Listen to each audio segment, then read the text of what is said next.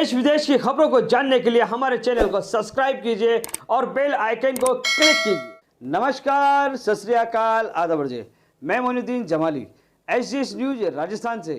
आज की बड़ी खबर, राजस्थान के मुख्यमंत्री श्री अशोक गहलोत जी ने जयपुर के कलेक्टर को निर्देश दिए कि जहां पर कंटेंट जोन है, जहां पर संक्रमित ज़्यादा बढ़ रहे हैं कोरोना वायरस के, वहां पर लॉकडाउन सख्ती से करवाई जाए, उसकी पालना सख्ती से करवाई जाए।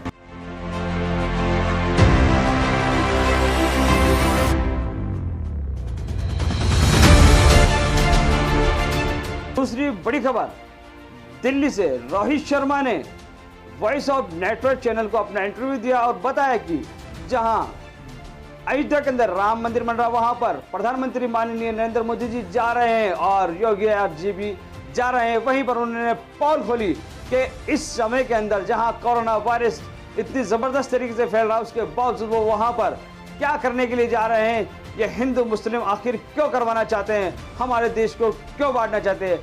आप सुन लीजिए खुद रोहित शर्मा के जुबानी और वॉइस नेटवर्क की तरफ से, जहां पर हमारे देश को एक करने की बात चल रही है, वहीं पर बीजेपी अपना ढोंग कर रही है। आप देख सकते हैं, सुन सकते हैं।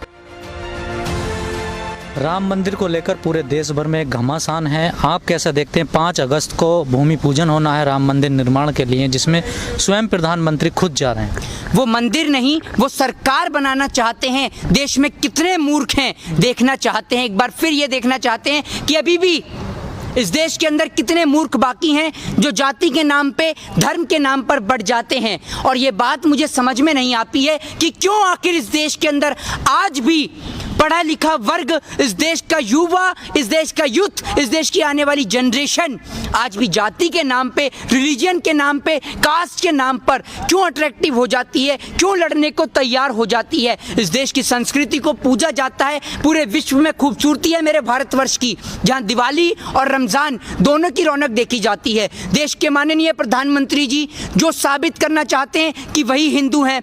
उत्तर प्रदेश के अंदर लगातार हो रही ब्राह्मणों की हत्या, मतलब मंदिर के पुजारी को मारकर खुद आप मंदिर का शिलान्यास करने चले हैं। देश के तमाम ब्राह्मण लोगों की आपके ऊपर उम्मीद टिकी हुई है कि आप देश के अंदर ब्राह्मणों को न्याय दिलाएंगे, और जो भी उनके साथ में ये घटनाक्रम हो रहा है उत्तर प्रदेश के अंदर, सबसे पहली बात तो उत्तर प्रदेश के अंदर मुख्यमंत्री योगी आदित्यनाथ के पद से सबसे पहले इस्तीफा लिया जाना चाहिए और उन्हें मुख्यमंत्री की कुर्सी से हटाया जाना चाहिए। नहीं तो उत्तर प्रदेश के अंदर और तमाम जगहों पर पूरे देश के अंदर जितने भी ब्राह्मण समाज के लोग हैं वो जाएंगे और उत्तर प्रदेश के अंदर आवाज उठाएंगे और जबरन उत्तर प्रदेश के मुख्यमंत्री को उनके पद से, उनके इस्तीफे से, उनकी कुर्सी से हटाया जाएगा। क्योंकि उत्तर प्रदेश गढ़ बन चुका है गुंडे बदमाशों का, ये प्रदेश बन चुका है हत्याओं का।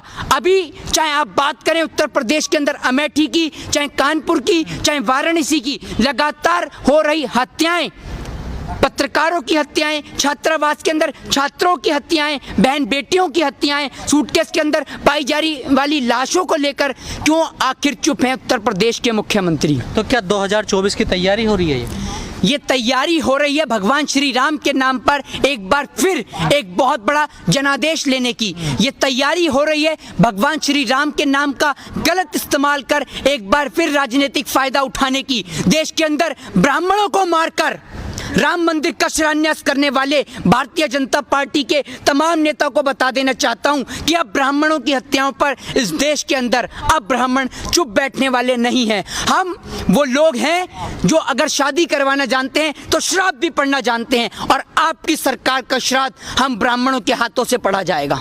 लेकिन जब कहा जाता है देश सेक्युलर है, सेक्युलर छवि का हमारा माना जाता है, जब पंडित जवाहरलाल नेहरू एक मंदिर का पूजन में नहीं जाते तो फिर मोदी जी क्यों जा रहे हैं आखिर? देखिए, देश के अंदर मंदिरों की जरूरत और मंदिरों को संभालने की जरूरत मेरे ख्याल से इस देश के अंदर पुजारी और साधु संतों से बेहतर इस देश के अंदर मंदिरों को कोई नहीं संभाल सकता। मोदी जी, आप भगवान श्री राम के कभी द्वार पे नहीं गए और आज वोटों के खातिर उनके घर तक उनका शिलान्यास करना जा रहे हो। क्या जानते हो हिंदू धर्म के बारे में? हिंदू धर्म के अनुसार अगर किसी जगह का एक बार शिलान्यास हो चुका हो तो वहां कभी दोबारा शिलान्यास नहीं होता। आप भूमि पूजन कर रहे हैं। राजीव गांधी जी के समय में राम मंदिर का शिलान्यास भी हो चुका है और भूमि पूजन भी हो चुका है। तो आखिर क्या साबित करना चाहते हैं? क्या वोट के खातिर आप राम मंदिर की ओर जाना चाहते हैं? कभी आप कहते हैं कि वहाँ आरएसएस का ऑफिस बनेगा, कभी आप वहाँ कहते हैं अरे आरएसएस के ऑफिस से बढ़िया एक आपको वहाँ शिक्षा की जगह बनाई जानी चाहिए, मंदिर के बगल में विद्यालय। वाह से आता हूँ। और आप जिस तरीके से मुहूर्त की बात कर रहे हैं, तो साधु संतों से अच्छा तो कोई मुहूर्तों को जानता ही नहीं है। तो जब ये घड़ी अच्छी नहीं है, ये दिन शुभ नहीं है, तो क्यों भगवान श्री राम का नाम पर वोट लेना चाह रहे हैं? क्या इसलिए कि मध्य प्रदेश के अंदर उपचुनाव हैं, बिहार में चुनाव हैं, बंगाल में चुनाव हैं, और आपको जब फर्जी राष्ट्रवाद का, देशभक्ति का मुद्दा नहीं चल रहा, तो आपको क्या भगवान श्री राम के सहारे की जरूरत पड़ गई? आप और देश के तमाम लोगों को अब जागना होगा कि ये लोग किस तरीके से हिंदू मुस्लिमों का इस्तेमाल करते हैं। क्या जानते हैं आप हिंदू धर्म के बारे में? हिमाचल में एक जगह है, भगवान त्रिलोकनाथ का वहाँ मंदिर है, जहाँ पर मंदिर के गेट पर, मंदिर के द्वार पर पहले भगवान बुद्ध की मूर्ति लगी हुई है और उनके मुख के ऊपर भगवान शिव जी की मूर्ति लगी हुई है। वहाँ पहले सुबह साधु संत आके पूजा पाठ करते हैं और वहाँ उसके बाद में मोंग आकर, बौद्ध आकर वहाँ परिक्रमा करते हैं। तो ये खूबसूरती है मेरे देश की। और ये तो मुझे बिल्कुल समझ में नहीं आता कि क्यों आखिर पढ़े लिखे होने के बावजूद भी लोग जाति के नाम पर, रिलीजन के नाम पर, धर्म के नाम पे बढ़ जाते हैं। अरे आप महसूस करके देखिए इस देश की खूबसूरती को। इस बात में कोई शक नहीं है कि इस देश के अंदर हिंदुस्तान की जन्मभूमि से अच्छी, इससे बढ़कर कोई खूबसूरती नहीं है। पर जब आप इस देश के अंदर, इस देश की लोकतंत्र की धज्जियां उड़ाते हैं, बहन बेटियों की इज्जत आबरू को सुरक्षित नहीं रख पाते हैं, आपके मंत्री, आपके नेता दारू का व्यापार करते हैं, आपके नेता देह व्यापार करते हैं, आपके विधायक बहन बेटियों के साथ में दुष्कर्म करते हैं, तो कैसे मान लूं कि उत्तर प्रदेश के अंदर आज कानून व्यवस्था सुरक्षित है और बहन बेटियों की इज्जत आबरू सुरक्षित है? डर लगता है अपने आप को आज सिर्फ इस बात के लिए हत्या हो रही है उत्तर प्रदेश के अंदर कि हम ब्राह्मण हैं, कि इसलिए मारा जा रहा है हमें कि हम ब्राह्मण हैं। हम ब्राह्मण हैं, हम गर्व से कहते हैं, गौरव से कहते हैं, लेकिन हमें सिखाया गया है कि सभी धर्म समान हैं और सभी धर्मों का सम्मान करना चाहिए। ये बीजेपी आकर धर्म के नाम पर, जाति के नाम पर राजनीति कर इस देश को बांटने का प्रयास कर रही है। बहुत दिन इस देश को बांट लिया, अब इस देश को जोड़ने की बात करो, इस देश को कैसे एक किया जाए, एकता की बात करो।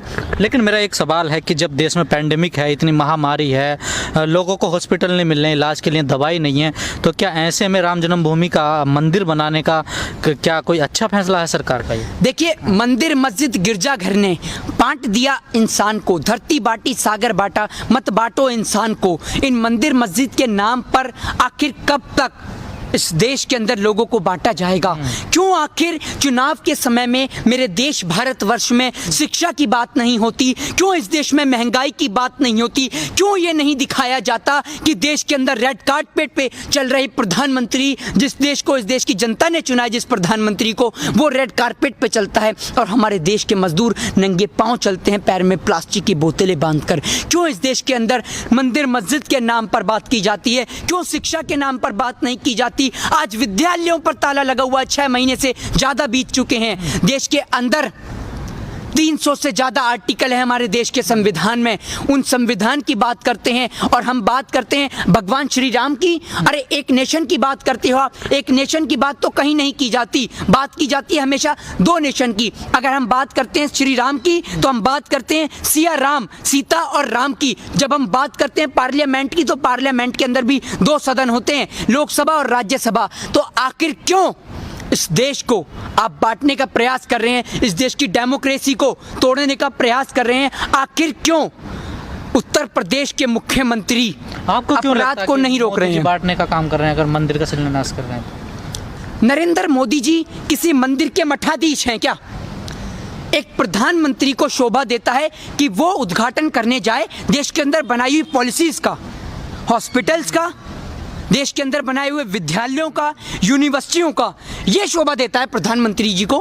मंदिर का उद्घाटन किया जाता है बड़े बड़े मठाधीशों के जरिए। जब ट्रस्ट जो मठाधीश साधु हों, संत हों, जिन्हों साधु संत कहा जाता है, वो लोग अगर मंदिर का उद्घाटन करेंगे तो ये बहुत खूबसूरती की बात है। प्रधानमंत्री जी और देश के तमाम लोग जो मेरे को सुन रहे हैं, जरा बताइए, आपके आसपास एक हॉस्पिटल का नाम जिसका शिलान्यास, जिसका उद्घाटन पीएम ने किया हो।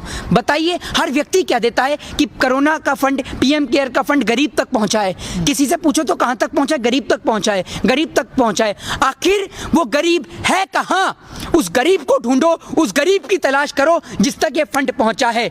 इस महामारी में अंबानी 5वें नंबर पर आ जाता है, तो क्या गरीब जनता का खून चूसकर उनको खून चुसवाया जा रहा है?